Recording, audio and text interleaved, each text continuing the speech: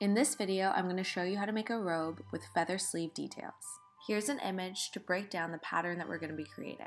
The only difference is actually the top of the sleeve is going to be shorter than the bottom. For this project, we need measuring tape, thread, scissors, pins, feathers. I got my feathers on an already existing band, and fabric. For the fabric, I went with something sheer and chiffon-like. We're going to start by roughly measuring out the length that we'd like for the sleeve. We can make adjustments to this later. Then we're going to wrap our measuring tape around our arm and measure how wide we want our sleeve to be. For a robe, it's nice to go with quite a loose fit. Then we can cut out those two measurements to create our sleeves. I found it a little easier to fold my fabric in half, so I only had to cut this out once. Because I'm using such a fine fabric, I decided to use a French seam for all of my seams. So I'm going to start by folding over my sleeves, placing wrong sides together, and then sewing along the seams. If you don't want to do a French seam, you can do the exact same, but just place right sides together. And then I'm going to trim away all the excess fabric. With the fabric then trimmed, you're just going to take it to your ironing board and iron open the seam that you just sewed. And then looking at the wrong side of the fabric, we're just going to fold over that seam and sew along the edge, locking in the raw edges. So again, ironing open the seam, folding it over, ironing it again, and then we're going to sew along the edge. This is a very good technique for fine fabrics and also gives your garment a way more professional look. So as you can see here, now we have no raw edges that are poking through at all. We're now going to measure the length that we'd like for the robe, and keep in mind we want to add an extra 3 centimeters seam allowance for the bottom. Then we're going to measure from the chest to about 5 centimeters over the shoulder, and this is going to be the measurement for the 2 front panels. So we're going to cut again using the length measurement and then the chest to over the shoulder measurement, and we're going to cut 2 of these pieces. And with those 2 pieces cut, we're now ready to cut our back piece. So we're going to place our 2 pieces that we just cut about 7 to 10 centimeters apart, depending how oversized you'd like it, and then you're going to cut around those 2 pieces to create a rectangle. Then I'm going to cut a slight scoop to create a neckline, and this doesn't at all have to be exact because of the loose fit of the robe. Then we're going to sew our shoulder seams with a straight stitch. Again, I'm doing my French seam so my fabric is facing wrong sides together. My fabric doesn't really have a right side or a wrong side, so it actually doesn't matter too much. Then we're going to trim away the excess fabric along both of the shoulder seams that we just sewed. Then we're going to do that same French seam technique, folding it over and doing a second stitch. So now we've got our shoulders and our sleeves sewn.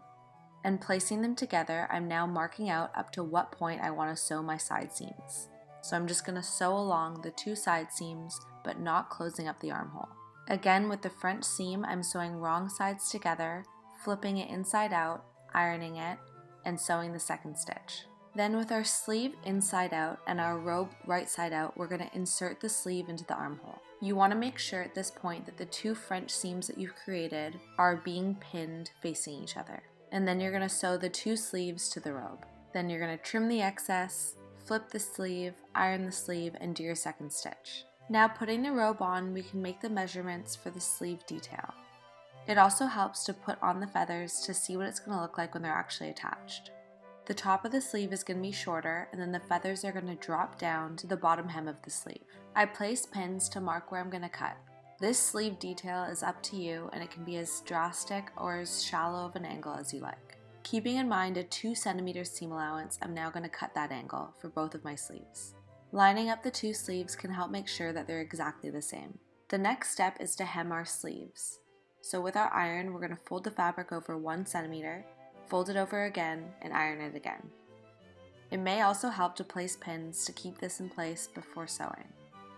Then you're going to go ahead and sew both sleeves. The next step, we're going to hem the robe. So again, we're going to fold the fabric over 1 centimeter, iron it down, and then I like to fold it over 2 centimeters for this bottom hem. And again, place pins and sew with a straight stitch. Now we're going to create our facing.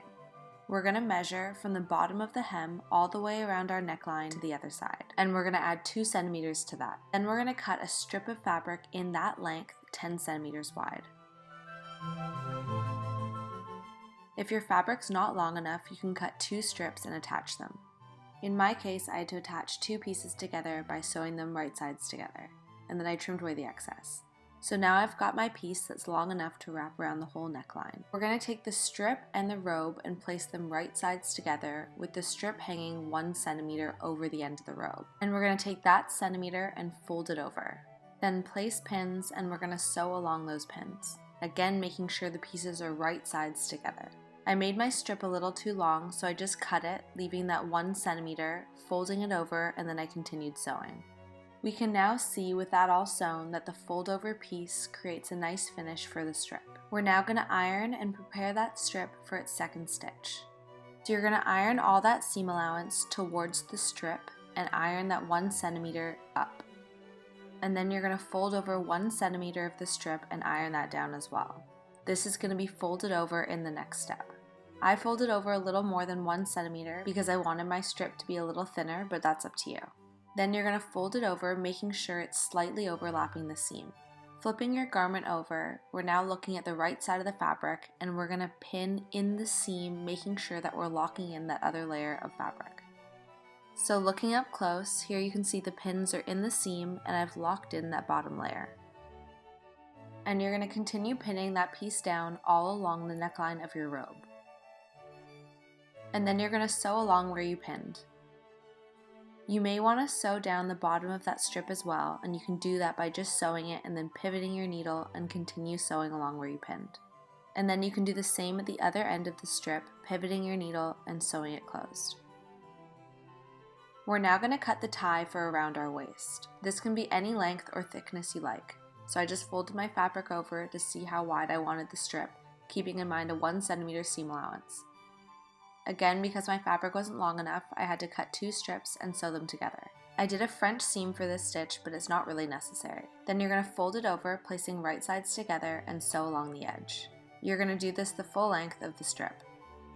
Once you're done sewing that with a straight stitch, you're going to flip that piece right side out. I like attaching a sewing machine needle to the loose thread and then using its blunt end to poke it through.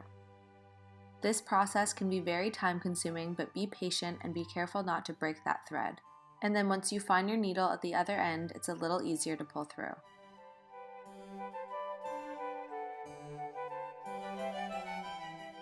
And then we want to finish the 2 edges of your tie by just folding them in 1 centimeter and sewing across. And you're going to do that for both edges. If you find this piece isn't lying as flat as you like, you can also do a top stitch along the edge, which I'm going to do here.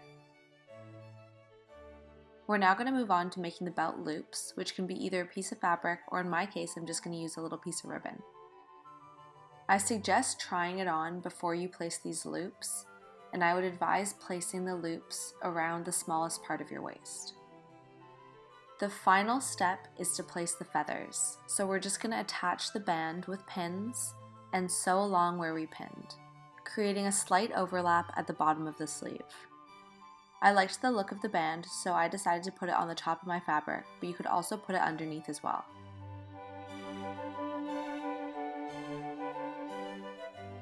And you're all done! Thank you so much for watching, and if you liked this video, please subscribe.